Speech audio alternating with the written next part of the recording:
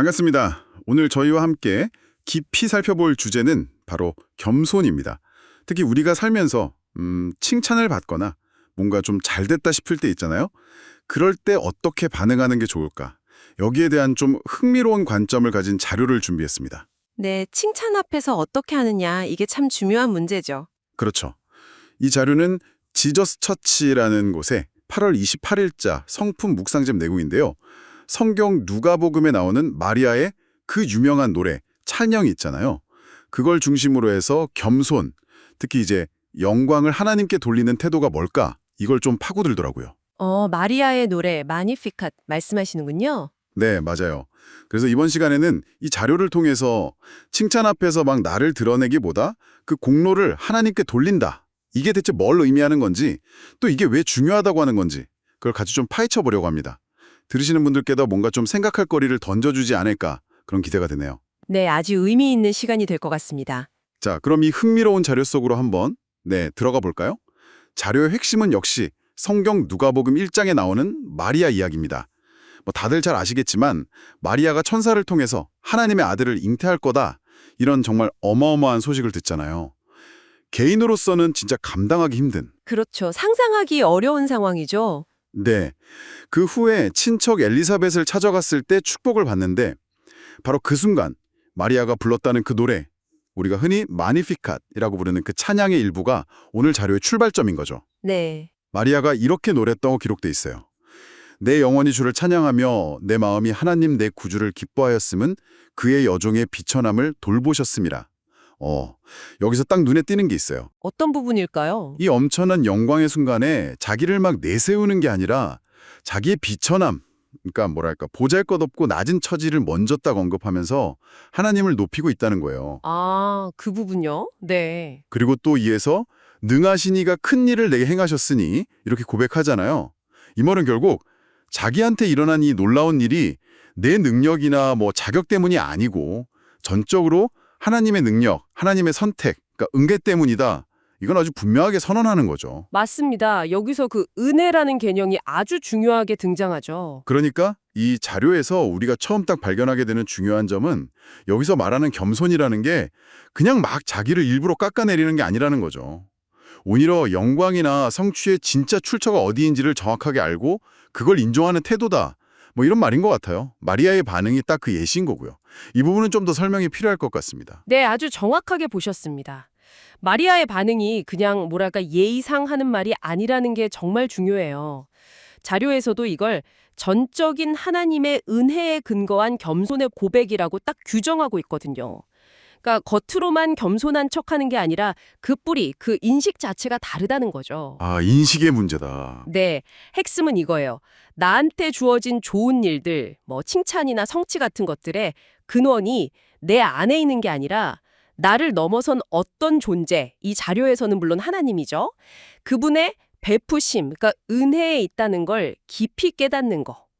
마리아가 자기 비천함을 얘기한 것도 스스로는 이런 영광 받을 자격이 없다는 걸 너무 잘 알았기 때문에 그 모든 영광을 너무나 자연스럽게 하나님께 돌릴 수 있었다. 뭐 이렇게 해석할 수 있는 거죠. 아하, 자격 없음을 아는 데서 오는 자연스러운 반응이군요. 그렇죠. 이게 참 흥미로운 지점인데 우리가 보통 칭찬 들으면 아, 내가 열심히 했으니까, 내가 능력이 좋으니까 이렇게 생각하기 쉽잖아요. 네, 그렇죠. 저도 모르게 그렇게 생각할 때가 많죠. 네. 근데 이건 완전히 방향이 다른 거예요. 공로의 주체를 나에서 하나님으로 옮기는 그런 인식의 전환인 거죠. 여기서 이 은혜라는 개념을 조금 더 풀어볼 필요가 있겠네요. 그럼 마리아가 비천함을 고백한 건 그냥 자기를 낮추는 그런 수다적인 표현이 아니라 나는 정말 은혜 아니면 안 되는 존재구나. 이걸 아는 데서 오는 솔직한 자기인식이다. 이렇게 봐야겠군요. 그 은혜를 아니까 자연스럽게 하나님을 높일 수 있었다는 거고요. 바로 그겁니다. 내 공로가 아니라 외부에서 주어진 선물이라는 걸 아니까 감사와 찬양이 나올 수밖에 없다는 그런 관점인 거죠. 근데 솔직히 이게 현실에선 참 어려운 일 같아요. 저만 그런가요? 아닙니다. 모두가 그렇죠. 자료에서도 그 점을 딱 짚고 넘어가는데 인간은 누구나 칭찬받고 인정받으면 자기를 좀 높이고 싶어하는 그런 본능적인 유혹을 느낀다는 거예요. 누가 와 정말 대단하십니다. 이거 진짜 선생님 덕분이에요. 이러면 어깨가 막 으쓱해지고 뿌듯하고 그게 어떻게 보면 당연한 거 아니겠어요? 그럼요. 인지상정이죠. 그런데 자료는 바로 이 지점에서 되게 중요한 얘기를 해요. 마리아처럼 칭찬의 공로를 전부 하나님께 돌리는 그런 삶은 그냥 내 의지나 노력만으로는 진짜 어렵다는 거예요. 오히려 하나님의 은혜 그리고 성령의 역사를 통해 가능해진다. 이렇게 강조를 하더라고요. 네, 여기서 성령의 역사라는 표현이 나오는데 이게 이 자료의 신학적인 배경 안에서는 굉장히 중요한 개념입니다. 쉽게 말하면 우리 안에 좀 이기적인 본성 있잖아요. 스스로 막 높아지려는 마음? 네네, 있죠. 그걸 극복하고 하나님께 영광을 돌리는 쪽으로 나아가도록 돕는 어떤 신적인 영향력 혹은 힘, 이런 게 필요하다는 의미로 이해할 수 있어요. 성경에서 마리아가 성령 충만해서 찬양했다. 이렇게 기록된 것처럼요. 이 관점에서는 내적인 변화를 위해서는 뭔가 외부적인, 신적인 동력이 중요하다. 이렇게 보는 거죠. 아, 그러니까 겸손히 그냥 착한 마음 갖자, 예의 바르게 행동하자 이런 차원의 문제가 아니라 이 자료의 관점에서 보면 어떤 영적인 도움, 변화가 꼭 필요한 영역이다. 이런 말씀이시군요. 내 노력만으론 좀 안 되는 부분이 있다는 거네요. 그렇습니다. 그래서 자료는 이 겸손의 문제를 좀 더 큰 신학적인 구조 안에서 설명하려고 해요. 바로 기독교 세계관의 핵심 틀이라고 할 수 있는 창조, 타락, 구속, 이 세 단계의 관점입니다. 이 틀을 이해하면 왜 이 자료가 겸손, 특히 하나님께 영광 돌리는 걸 그렇게 중요하게 여기는지 그 이유를 좀 더 깊이 알 수 있어요. 창조, 타락, 구속이요? 들어본 것 같아요. 네, 첫째는 창조, 형성의 관점인데요.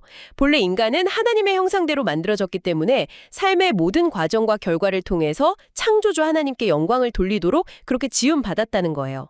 우리의 재능이나 능력, 성취는 원래 우리 자신을 위한 게 아니라 하나님을 드러내는 통로였다는 거죠. 원래는 그랬다? 네, 둘째는 타락, 왜곡의 관점입니다. 그런데 성경에서 말하는 인간의 타락 이후에 이 원래 목적이 비틀어졌다는 거예요. 그래서 인간이 스스로를 높이고 마치 하나님 자리라도 되는 듯 탐하게 되었다고 보는 거죠. 칭찬받았을 때 그걸 온전히 내 공로로 삼고 싶어하는 마음, 이게 바로 이 타락한 본성의 발현이다. 이렇게 설명해요. 스스로가 영광의 중심이 되려는 경향성인 거죠. 뭔가 좀 찔리는데요? 하하, 그렇죠. 셋째는 구속, 정화의 관점입니다. 이 왜곡된 상태를 회복하는 길이 예수 그리스도의 구속 사건, 특히 십자가를 통해서 열렸다고 자료는 설명합니다. 그리스도의 그 희생과 겸손을 통해서 인간의 교만이 깨지고 다시 하나님께 영광을 돌리는 그 본래의 삶, 즉 진정한 겸손을 회복할 가능성이 주어졌다는 거예요. 그리고 아까 말씀드린 성령의 도움으로 그리스도를 닮아서 칭찬 앞에서도 겸손을 실천할 수 있게 되었다. 이게 구속의 핵심 내용이고요.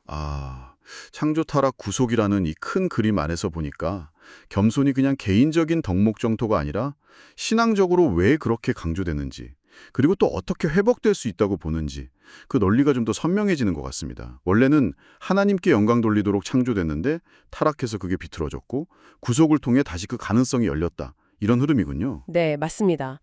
이 신학적 틀은 겸손을 단순한 행동 지침이 아니라 인간 존재의 어떤 근본적인 상태, 그리고 그 회복과 관련된 문제로 다루게 해주는 거죠. 자, 그렇다면 이 모든 이야기가 지금 이걸 듣고 계신 당신, 바로 청취자 여러분의 삶과는 구체적으로 어떻게 연결될 수 있을까요? 이 자료는 그냥 이런 설명만 하는 게 아니라 우리 각자에게 좀 실제적인 질문을 던지면서 스스로를 돌아보게 만들어요. 네, 그게 중요하죠. 적용점. 첫 번째 질문은 이거예요. 당신은 칭찬을 받을 때 그 공로를 주로 누구에게 돌리고 있습니까? 혹시 무의식적으로라도 내가 잘해서 그래, 내 노력 덕분이지 하면서 자기 능력이나 수고만 강조하고 스스로를 높이는데 좀 더 익숙하진 않으신가요? 칭찬의 이유를 전부 나 자신에게서만 찾고 있진 않은지 한번 돌아보라는 요청인 거죠. 쉽지 않은 질문이네요. 그렇죠. 두 번째 질문은 좀 더 구체적인 실천에 대한 건데요. 만약 칭찬의 공을 하나님께 돌리기로 마음먹었다면 그걸 일상에서 어떻게 구체적으로 표현하고 또 실천하고 있냐는 거죠. 그냥 생각만 하는 게 아니라 행동으로 정말 나타나고 있느냐 이걸 묻는 거예요. 이 부분에 대해서 자료가 몇 가지 재밌는 예를 제시해요. 그렇죠. 예를 들면 이런 거죠. 칭찬을 딱 듣는 바로 그 순간에요. 마음속으로라도 하나님 감사합니다. 이렇게 고백하는 습관을 들이는 거. 아, 즉시요. 네. 혹은 뭐 기회가 된다면 다른 사람들 앞에서 이건 제 능력이라기보다는 진짜 운이 좋았어요. 라든지 아니면 좀 더 신앙적인 맥락에서는 정말 하나님의 은혜였습니다. 이렇게 좀 자연스럽게 이야기하는 용기를 내보는 거죠. 용기가 필요하겠네요, 진짜. 네. 그리고 또 어떤 프로젝트가 잘 끝났거나 좋은 성과를 얻었을 때 혼자 조용히 하나님께 감사의 기도를 드리면서 영광을 돌리는 시간을 갖는 것도 있고요. 그리고 칭찬을 받았을 때 그 반응 자체도 막 우쭐대거나 당연하지? 이렇게 여기기보다는 격려해 주셔서 감사합니다. 아닙니다. 같이 한 동료들 덕분입니다. 이런 식으로 좀 겸손하게 반응하는 태도를 의식적으로 연습하는 것, 뭐 이런 것들을 제안하더라고요. 듣고 보니까 되게 구체적인 방법들이네요. 근데 칭찬 듣는 즉시 하나님께 감사하기, 이런 건 머리로는 알겠는데 실제로 하려면 처음엔 좀 어색하거나 어려울 수도 있을 것 같아요. 이게 습관이 안 되면 그냥 휙 지나가기 쉽잖아요. 맞습니다. 그래서 자료도 이게 뭐 단번에 되는 게 아니라 꾸준한 연습, 그리고 의식적인 노력이 필요한 부분이라는 걸 암시해요. 마치 운동으로 근육 키우듯이 이 겸손의 근육도 의식적인 실천을 통해서 강화될 수 있다는 그런 관점인 거죠. 처음에는 좀 어색해도 계속 반복하다 보면 점차 자연스러운 태도로 내 안에 자리 잡을 수 있다. 이런 기대를 갖게 하는 것 같아요. 결국 이 모든 질문이나 제안들은 궁극적으로는 하나의 큰 질문으로 모이는 것 같아요. 당신은 삶의 자리에서 얻는 성취, 또 다른 사람들한테 받는 칭찬, 이런 걸 통해서 최종적으로 누구의 이름이 드러나고 높아지기를 원하느냐. 이건 뭐 결국 당신의 가치관, 삶의 목적에 대한 근본적인 선택과 결단의 문제다. 이런 거죠. 정확합니다. 그리고 정말 중요한 점은 이런 인식을 삶의 구체적인 행동으로 꾸준히 옮기는 그 실천이에요. 자료는 이걸 단순히 겸손하게 행동하는 것, 이걸 넘어서서 그리스도의 성품에 참여하는 삶이라고까지 표현하거든요. 아, 성품에 참여한다. 네. 즉, 겸손은 그냥 소극적인 태도가 아니라 그리스도의 본을 따라서 적극적으로 살아가는 방식이다. 이런 의미를 담고 있는 거죠. 그리고 더 나아가서 이런 겸손의 실천이 결국 다른 사람들을 향한 섬김으로 이어질 수 있다고도 이야기해요. 내 공로를 내세우기보다 하나님께 영광 돌리고 다른 사람을 높여줄 때 더 건강한 공동체의 관계가 만들어질 수 있다는 그런 통찰이죠. 칭찬 앞에서 의식적으로 그 공로를 하나님께 돌리는 연습. 그게 이 자료가 말하는 겸손의 핵심 실천 방법이고 더 큰 의미에서는 성숙한 신앙인의 삶을 향한 여정이다. 이렇게 말할 수 있겠습니다. 당신의 일상 속 여러 관계 안에서 이 실천이 어떤 모습으로 나타날 수 있을지 구체적으로 한번 그려보는 게 중요할 것 같아요. 네, 오늘 우리는 겸손, 특히 칭찬 앞에서 그 공을 하나님께 돌리는 삶이라는 주제에 대해서 지저스 처치의 성품 묵상집 자료를 가지고 좀 깊이 있는 대화를 나눠봤습니다. 마리아의 찬양을 통해서 살펴본 것처럼 이 자료가 제시하는 진정한 겸손이라는 것은 자신의 부족함이나 한계를 인정하는 데서 출발해서 모든 좋은 것의 궁극적인 근원이신 하나님께 감사와 영광을 돌리는 태도다라는 것을 확인했습니다. 네, 그 핵심을 잘 짚어주셨네요. 그리고 또 이게 인간의 본성적인 자기중심성을 거스르는 일이라 결코 쉽지는 않지만 이 자료의 관점에서는 신앙 안에서 주어지는 은혜와 또 성령의 도움을 통해서 꾸준히 추구하고 닮아갈 수 있는 가치라는 점도 살펴봤고요. 창조, 타락, 구속이라는 그 신학적 틀을 통해서 그 배경과 의미도 한번 짚어볼 수 있었습니다. 네. 마지막으로 오늘 나눈 이야기를 바탕으로 당신에게 한 가지 더 생각해볼 질문을 던지면서 마무리하면 어떨까 싶습니다. 네, 좋죠. 오늘 주로 다룬 내용은 어떤 좋은 결과, 그러니까 칭찬을 받았을 때 그 이후에 어떻게 반응할 것인가에 대한 것이었잖아요. 네, 그렇죠. 사후 반응에 가까웠죠. 그렇다면 관점을 조금 바꿔서요. 이런 겸손의 태도, 그러니까 성공이나 성취의 공을 나 자신이 아니라 어떤 더 큰 존재, 이 자료에선 하나님이었지만 뭐 맥락에 따라서는 공동체일 수도 있고 사회 아니면 운이나 어떤 시대적인 요인일 수도 있겠죠. 아무튼 그런 존재에게 돌리는 이 마음가짐 자체가 애초에 우리가 목표를 세우고 그걸 추구하는 그 과정 자체에는 혹시 어떤 영향을 미칠 수 있을까요? 아, 결과에 대한 반응뿐 아니라 그 이전 단계인 동기나 과정이에요. 네, 다시 말해서 결과에 대한 반응으로서의 겸손을 넘어서 우리의 동기나 과정, 심지어 성공이라는 것을 정의하는 방식 자체를 변화시킬 수도 있지 않을까 하는 거죠. 예를 들어서 모든 결과의 영광을 내가 아니라 다른 곳으로 돌린다고 생각할 때 우리가 성공이나 실패를 받아들이는 방식 혹은 어떤 도전을 대하는 태도 자체가 달라질 수 있을지 이걸 한번 깊이 고민해 보시면 꽤 흥미로운 성찰이 되지 않을까 싶습니다. 이것은 오늘 우리가 함께 탐색한 내용에서 한 걸음 더 나아가는 질문이 될 수 있겠습니다.